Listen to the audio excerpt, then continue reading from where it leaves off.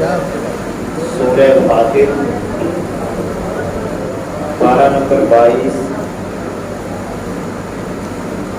سورہ فاطر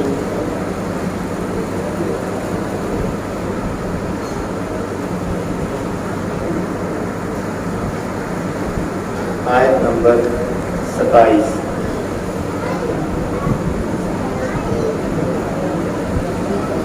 پارہ نمبر 22 سورہ فاطر آیت نمبر 27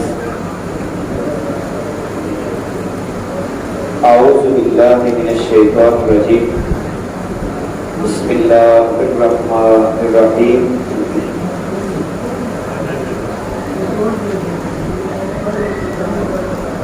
اللہ رب العزت ارشاد فرماتا ہے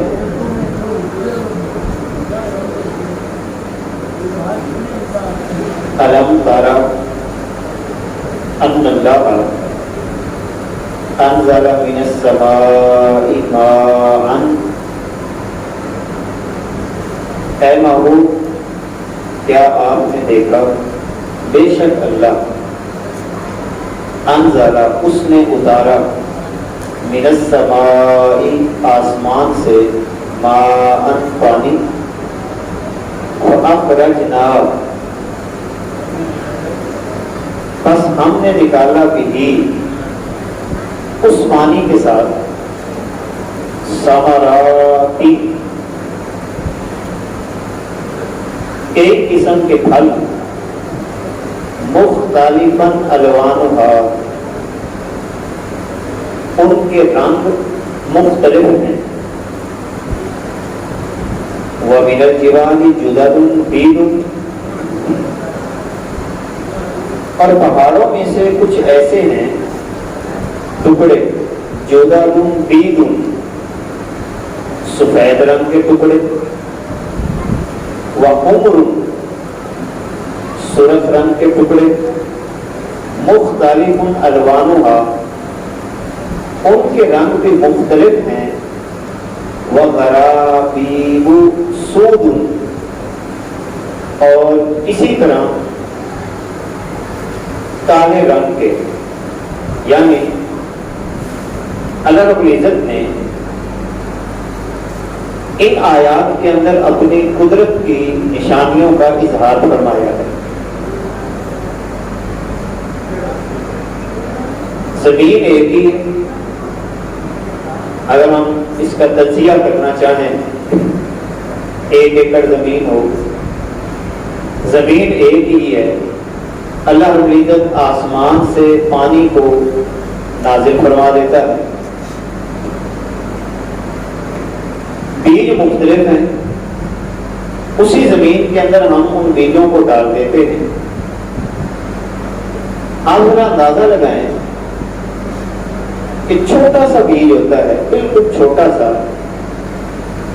لیکن خوراک وہی زمین اس کو دے رہی ہے جڑوں کے ذریعہ مگر ایک گندم کا پودا دوسرا مکئی کا تیسرا پھلوں کے حساب سے دیکھا جائے آم اور پھر آم کی بھی کئی قسمیں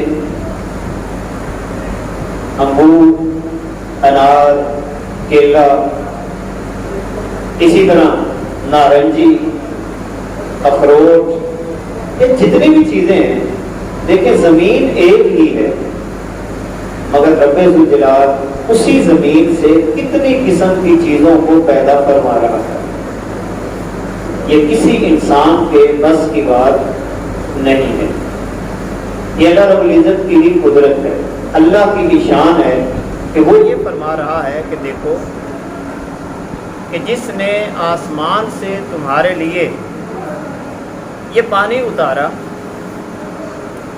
اور اسی پانی کے ذریعہ اللہ رب العزت نے مختلف قسم کے پھل تمہیں عطا کیے رنگ بھی مختلف ہیں یہ اللہ کی شان ہے اب دیکھیں ایک ہی پودے پر لگے ہوئے پھلوں کے ذائقے مختلف ہوتے ہیں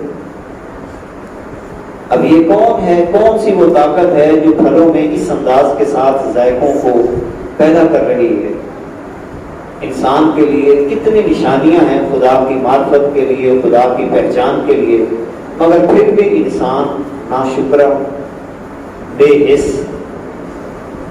ان ساری نشانیوں کو وہ غور سے سمجھتا ہی نہیں ہے۔ یا زمین تو وہی تھی، پچھلے دنوں میں نے وہاں پہ گندم کو اگایا، گندم اگ گئی، مکئی کو اگایا، مکئی اگ گئی، میں نے وہاں پر چونے کو اگایا تو وہاں پر وہ اگ گیا، اور اسی مقام پر میں مختلف قسم کے چاروں کو کاشت کرتا ہوں تو چارے اگاتے ہیں۔ زمین ایک ہی ہے، پانی وہی ہے جو آسمان سے اتر رہا ہے، مگر رب ذوالجلال اسی زمین سے کس انداز کے ساتھ مختلف قسم کی چیزوں کو پیدا فرما دیتا ہے، اور پھر اس کی بنیاد میں بیج دیکھیں کتنا ہوتا ہے۔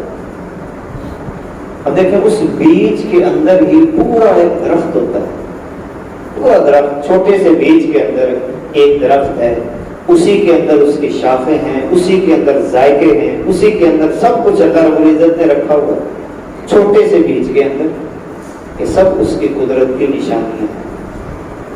آپ نے دیکھا ہوگا کہ اب تو انسان کے بارے میں بھی، کہ انسان کے اندر بھی ایک خاص قسم کا جوہر ہوتا ہے، یہ ڈی این اے ٹیسٹ ہمارے ہاں آج کل بڑا مشہور ہے، ڈی این اے ٹیسٹ، یعنی ایسا ٹیسٹ، آپ کا ہاتھ یہاں پہ لگا ہے، آپ کے بالوں کو لے کر آپ کی پوری نسل کو جان لینا کہ یہ کس کے ساتھ متعلق ہے، یہ قدرت کی نشانیاں ہیں۔ پوروں کے ذریعے انسان کی شناخت، آنکھوں کے ذریعے انسان کی شناخت کر لینا، یہ سب اللہ کی نشانیاں ہیں۔ پھر اسی طرح اللہ رب العزت فرماتا ہے پہاڑ ہیں۔ اب دیکھیں اللہ رب العزت نے پہاڑوں کی کتنی قسمیں بنائی ہیں، کہ خشک پہاڑ ہے، کہ وہاں پر جن سے پانی نکل رہا ہوتا ہے، کئی پہاڑ بالکل بھربھرے سے ہوتے ہیں، کئی پہاڑوں میں صلابت یعنی سختی بہت زیادہ ہوتی ہے۔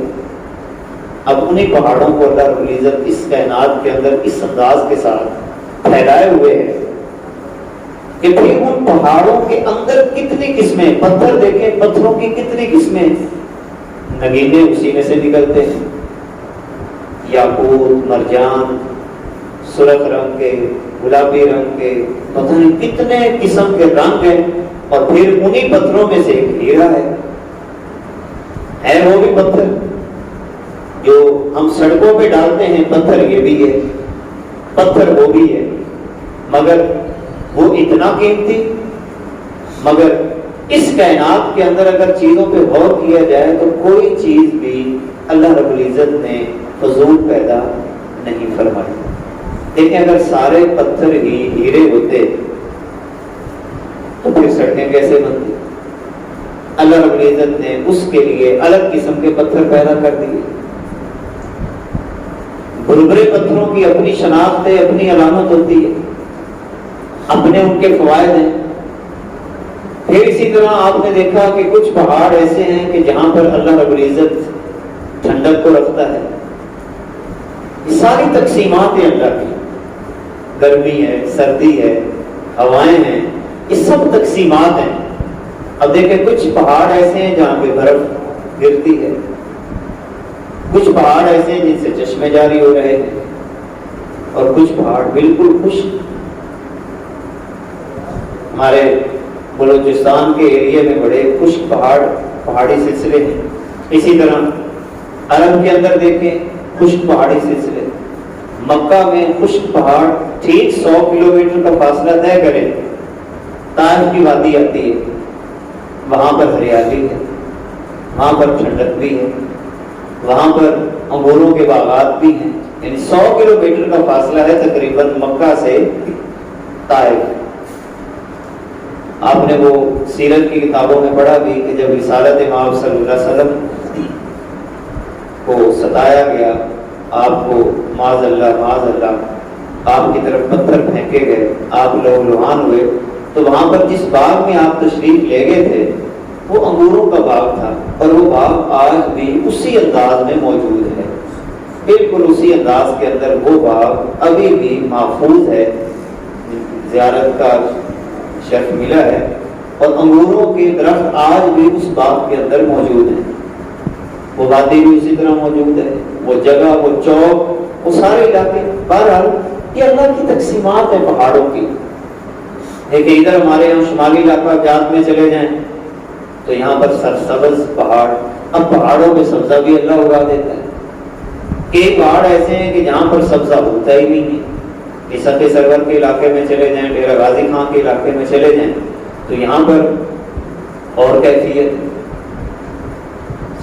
اب یہاں پر پانی کی بھی اور کیفیت ہے. تھوڑا سا وہاں پر کھودتے ہیں، نیچے سے پانی آ جاتا ہے.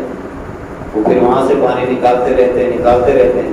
وہ 2-4 فٹ ہی نیچے سے کھودتے ہیں، نیچے سے پانی آ جاتا ہے اور اسی کو آگے وہ استعمال کر رہے ہوتے ہیں. یہ سب اللہ کی قدرت کی نشانیاں ہیں. پھر اللہ رب العزت فرماتا ہے وَمِنَ النَّاسِ وَالدَّوَابِّ وَالْأَنْعَامِ، لوگوں میں سے، چار پایوں میں سے، اور اسی طرح والانعام، جتنے بھی جاندار ہیں، مختلف الوانہ کذالک، اسی طرح ان کے رنگ بھی مختلف ہیں. جانوروں کے رنگ مختلف. بھینس ہے اس کے کئی رنگ ہیں، گائے ہے تو اس کے کئی رنگ ہیں، بکرا یا بکری ہے تو اس کے کئی رنگ ہیں. چلیں یہاں پر قربانی کا مسئلہ بھی میں یہاں پہ ذکر کر دوں. سوال بھی ہوا، جانوروں کا ذکر آ گیا تو وہ بھی ذکر کر دیتا ہوں. ہمارے یہاں ایک بڑا مسئلہ اختلافی چلتا ہے جو اب الحمدللہ کافی حد تک اختلاف اس کا ختم ہو چکا ہے، اور وہ ہے کٹا یعنی بھینس کی قربانی کا مسئلہ. دیکھیں اللہ رب العزت نے قرآن مقدس میں اور رسالت محمد صلی اللہ علیہ وسلم نے احادیث کے اندر جانوروں کی بنیادی نام ذکر کیے ہیں، ان کی انواع ذکر نہیں کی. اسی اصول کو نہ سمجھنے کی وجہ سے یہ اختلاف پیدا ہوتا ہے. یعنی باقرہ کا مطلب گائے نہیں ہے جو ہم سمجھتے ہیں. باقرہ ایک جنس کا نام ہے جس کے تحت کئی انواع ہیں.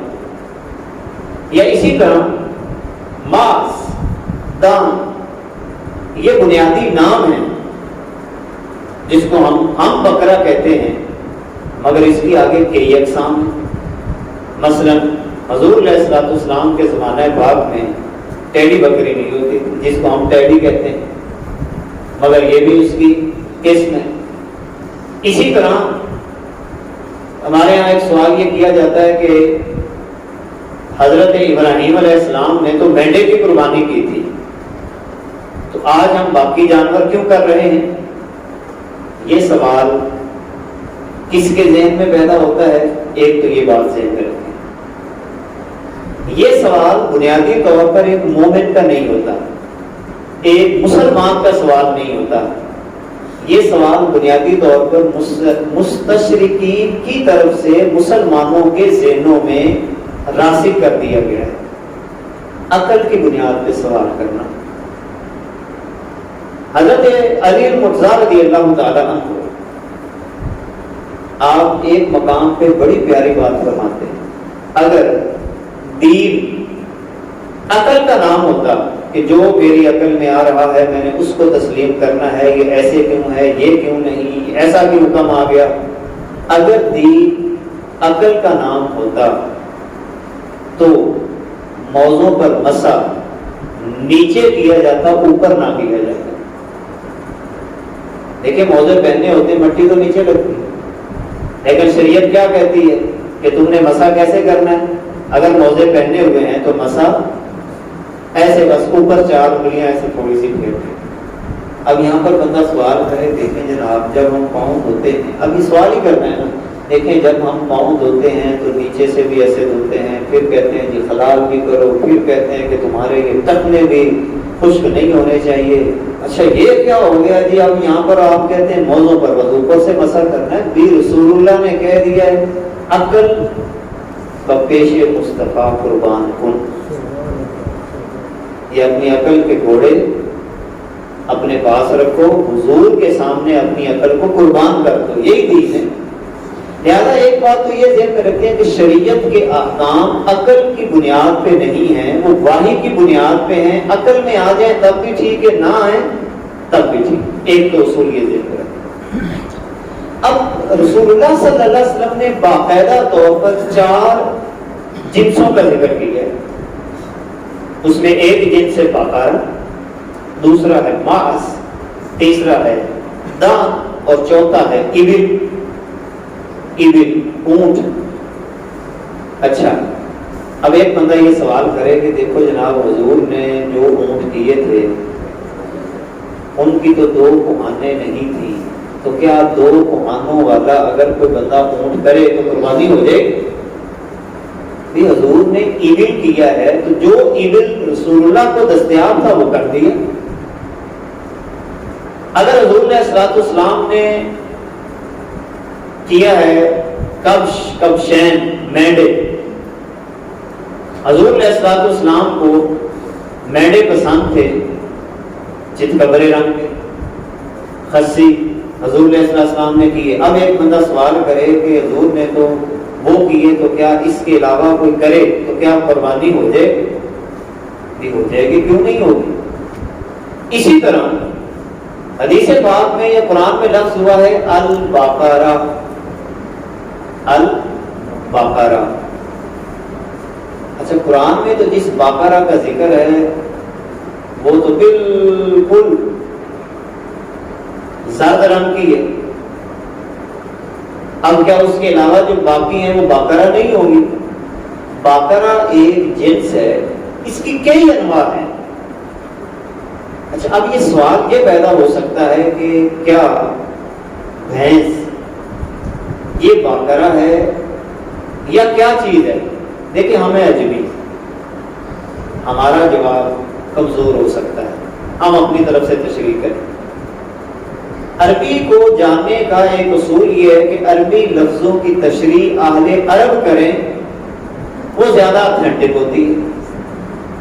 اب اس کی تشریح کے اندر جتنی بھی بڑی لغات کی کتابیں ہیں، بڑی بڑی لغات کی کتابیں، لسان العرب ہے وہ سب سے بڑی سمجھی جاتی ہے، لسان العرب ڈکشنری لغت کی کتاب، یا اسی طرح ایک بہت بڑے مصنف گزرے ہیں اور وہ کتاب بڑی دلچسپ ہے، میں اکثر ریکمینڈ بھی کرتا ہوں پڑھنے کے لیے، یا جو نیشنل جیوگرافک چینل کو بھول گئے ہیں، یہ لوگ بچے بڑے دیکھتے ہیں نا نیشنل جیوگرافک چینل، وہ اس کتاب کا نام ہے حیات الحیوان،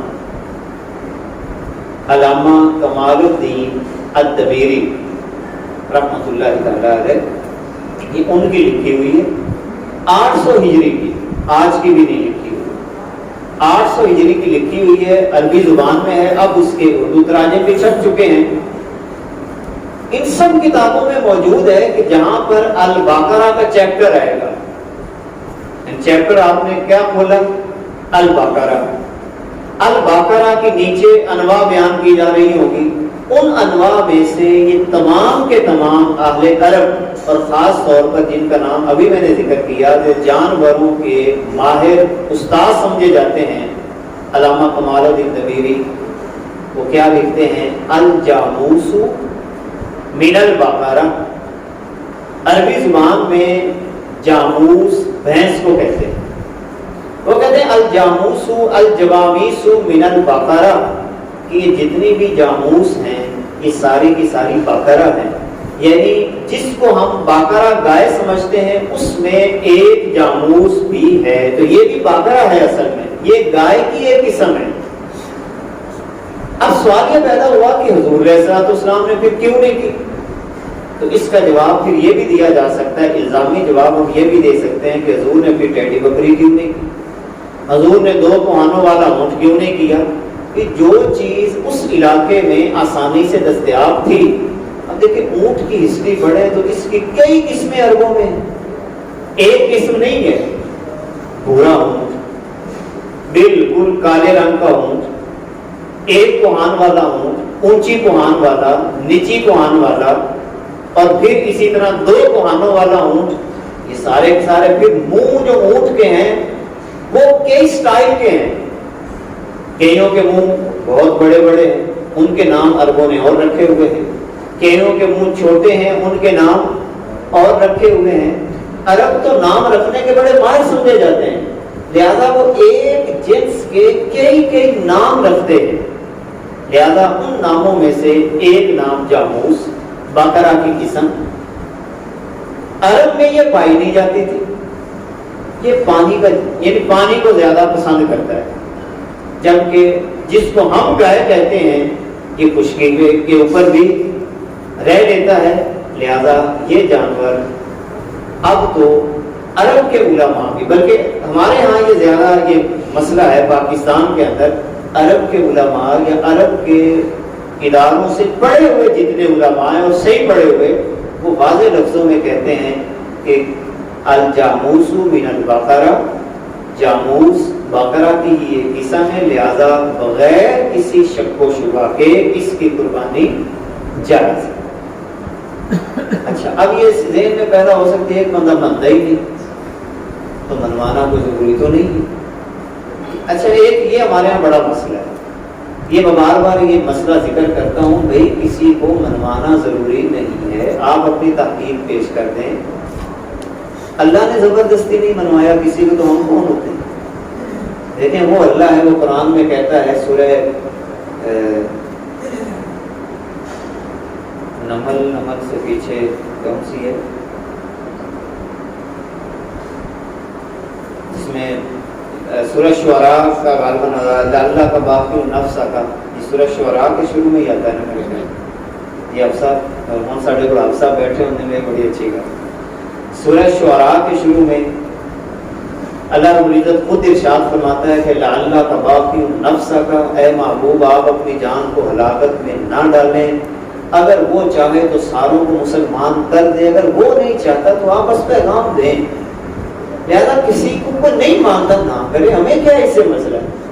ٹھیک ہے نا، کوئی اس کو نہیں کھاتا تو وہ عام روٹین میں بھی نہ کھائے. لہذا آپ اپنا پیغام دے دیں، اس کے بعد نہ ٹینشن لیا کریں. لہذا بھینس کی قربانی بغیر کسی شک کے، بغیر کسی شبہ کے جائز ہے. اور اگر کوئی نہیں مانتا تو پھر بھی کوئی حرج کی بات نہیں ہے، وہ اپنا کوئی اور جانور خرید لے. واللہ اعلم بالصواب. آگے بات بڑی پیاری اللہ نے کی اور یہ ہمارے موضوع سے ملتی جلتی بھی ہے. انما یخشی اللہ من عبادہ العلماء، سوائے اس کے نہیں ڈرتے اللہ سے اس کے بندوں میں سے العلماء. العلماء سے مراد یہاں پہ جاننے والے، اہل علم ربڑی نہیں ہوتے. سادہ سی اہل علم روڑا نہیں ڈالتے، وہ فساد نہیں پیدا کرتے. فساد وہاں پہ پیدا ہوتا ہے جہاں پہ جہالت ہوتی ہے. آپ جتنے بھی ہمارے مسائل لے لیں اس وقت، ابھی ہم نے جمعہ کے اوپر بھی ذکر کی ہے قوموں پر فخر کرنا. ہم شروع سے ہی وہ چونکہ سیکھا ہی ہم نے سے کہ بھائی واقعتاً اپنی قوم کو برقرار رکھنا ہے، دوسرے کو تھلے لا کے رکھنا ہے، تو روڑا نہیں پہنا تو غور بھی. جبکہ حضور علیہ السلام اتنی بڑی بات فرما رہے ہیں کہ عربی کو عجمی پہ فضیلت نہیں ہے، تو ہم قوموں کی بنیاد پہ فضیلت کیسے دے سکتے ہیں؟ جیسے جیسے ہم علم کی طرف بڑھتے چلے جائیں گے، خود بخود خدا کا خوف ہماری طبیعتوں میں پیدا ہونا. اب یہ علم ہی ہے نا کہ مجھے پتا چل گیا کہ مجھے کسی پہ فوقیت نہیں ہے. علم آ گیا مجھے، یعنی مجھے کسی پہ فوقیت نہیں ہے. من مسمى علی عمران کو کسی پہ فوقیت نہیں ہے، لہذا میں لڑائی بھی نہیں کروں. اور اگر میں یہ سمجھ بیٹھا کہ نہیں میں تو افضل ہوں، میں تو اعلیٰ ہوں، میں برتر ہوں، میں نے کوئی چھیڑ کے دیکھے. ابھی لڑائی یہیں سے شروع ہوتی. لڑائی کیوں شروع ہوئی؟ جہالت کی وجہ سے. تو اللہ رب العزت فرماتا ہے علماء ہی اللہ سے ڈرتے ہیں. اب اس لفظ علماء سے کیا وہ بندہ مراد ہے جس نے باقاعدہ کورس کیا ہو؟ یہ بات بھی نہیں ہے. شریعت اسلامیہ نے یہ تقسیم نہیں کی. ہر وہ بندہ جس کو خدا کی پہچان نصیب ہو گئی وہ عالم ہے. اور لفظ علماء اگر ہم انہی کے لیے خاص کر دیں تو پھر سارے متقین یہاں سے نکل جائیں گے باقی. حالانکہ وہ بندے بھی جو باقاعدہ کسی مدرسے میں نہیں جاتے، ان میں شوق ہوتا ہے علم کا، علم والوں کی قدر کرتے ہیں، باتوں کو سیکھ سیکھ کے چلتے ہیں، وہ عالم ہیں۔ اس کی چھوٹی سی مثال ہے، ہم میں سے کوئی بھی بندہ اپنی زندگی کا کوئی بھی قدم اٹھانے سے پہلے خدا سے ڈر جاتا ہے کہ میں کسی سے پوچھ لوں کہ صحیح کر رہا ہوں یا غلط کر رہا ہوں، کہیں میرے اس عمل پہ اللہ ناراض تو نہیں ہوگا، کیا میرا یہ عمل اللہ کو پسند ہے یا نہیں ہے۔ اب یہاں پر جیسے ہی میں سیکھ لوں گا تو گویا کہ میں عالم ہو گیا، اس چیز کا کیا ہو گیا؟ عالم ہو گیا۔ انما یخشی اللہ من عبادہ العلماء ان اللہ عزیز غفور، بے شک اللہ غلبے والا ہے، غفور اور بخشنے والا ہے۔ ان الذین، آگے بڑا پیارا ایک رسول اللہ دے رہا ہے، اس کو بھی ایک ایک کر کے دل کی تختی پہ لکھتے ہیں۔ ہر آیت انسان کی رہنمائی کر رہی ہے، مسئلہ صرف یہ ہے کہ ہم جو تدبر کا مرحلے ہم نے پڑھے تھے اس چیز کو پڑھ کے اپنی طبیعت کے اندر نافذ کریں۔ اللہ رب العزت فرماتا ہے ان الذین یتلون کتاب اللہ، بے شک وہ لوگ جو اللہ کی کتاب کی تلاوت کرتے ہیں۔ تلاوت کا مطلب کیا ہے؟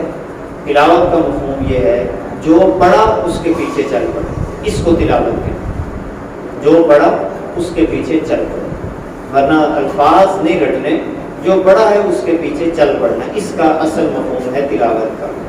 ان الذین یتلون کتاب اللہ، بے شک وہ لوگ جو اللہ کی کتاب کی تلاوت کرتے ہیں، وَأَقَامُوا الصَّلَاةَ، اور نماز قائم رکھتے ہیں۔ اس کا مفہوم بھی میں نے جمعے کے اوپر بیان کر دیا کہ نماز پڑھنا اور ہے، نماز کو قائم رکھنا اور ہے۔ وَأَنفَقُوا مِمَّا رَزَقْنَاهُمْ، اور وہ خرچ کرتے ہیں اس سے جو ہم نے ان کو رزق دیا، جو ہم نے، یہ ہم کے لفظ نے ہماری طور یہ ختم کر دیے، یعنی ہم نے ان کو رزق دیا، لہذا ہمارا تو اپنا کوئی ہے ہی نہیں، اللہ دے رہا ہے، اسی میں سے آگے خرچ کرنا ہے۔ خرچ کیسے کرتے ہیں؟ سرا و علانیہ، کبھی پوشیدہ اور کبھی اعلانیہ۔ اسے یہ بھی پتہ چلا اعلانیہ خرچ کرنا بھی شرعی طور پر جائز ہے، مگر نیت صاف ہونی چاہیے، اخلاص ہو۔ کئی مقامات ایسے ہوتے ہیں کہ جہاں پہ اعلانیہ خرچ کیا جاتا ہے، خرچ کیا جانا چاہیے، اور کئی مقامات ایسے ہوتے ہیں کہ جہاں پہ خفیہ۔ اس کا اصول یہ ہے کہ جہاں پر کسی کی عزت نفس کا مسئلہ آ رہا ہو تو خفیہ خرچ کریں، اور جہاں پر اجتماعی ملت کا مسئلہ ہو وہاں پر اعلانیہ خرچ کریں۔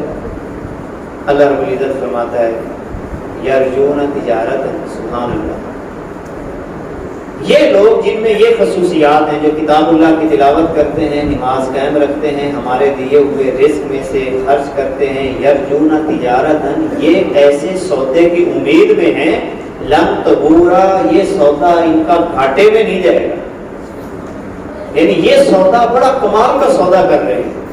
کون لوگ؟ جو تلاوت کرتے ہیں، ان کا سودا اچھا ہے۔ اللہ فرماتا ہے ان کا سودا ہلاک نہیں ہوگا۔ نمبر 2، جو نماز قائم رکھتے ہیں ان کا سودا بھی خراب نہیں ہوگا، اچھی تجارت ہوگی۔ نمبر 3، ہمارے دیے ہوئے میں سے خرچ کرتے ہیں، لیوفیہم اجورہم، تاکہ اللہ پورا دے ان کو ان کا اجر، ویزیدہم من فضلہ، اور زیادہ دے ان کو اپنے فضل سے، انہ غفور شکور، بے شک وہ بہت بخشنے والا اور قدردان۔ شکور کا مفہوم ہے بہت قدردان۔ جیسے ہمارے ساتھ کوئی بھلائی کرے اور ہم اس کی اپنی بساط کے مطابق قدر کرتے ہیں، تو جب اللہ اپنے کسی بندے کی قدر کرے گا تو وہ بھی شان کے مطابق ہوگا۔ لہذا جب بندہ اللہ کا ہو جاتا ہے تو پھر اللہ اس کی قدر کرتا ہے، اور جس کی اللہ قدر کرنا شروع کر دے اس کو کسی سے قدر مانگنے کی ضرورت پھر نہیں رہتی۔ اللہ اس کی شان کو بڑھائی جاتا ہے، وہ کسی بندے کا پھر محتاج نہیں رہتا۔ اللہ رب العزت عمل کی توفیق عطا فرمائے۔ صلوات اللہ تعالی علی حبیبہ الاعلی محمد و آلہ و اصحابہ اجمعین برحمتک یا ارحم الراحمین۔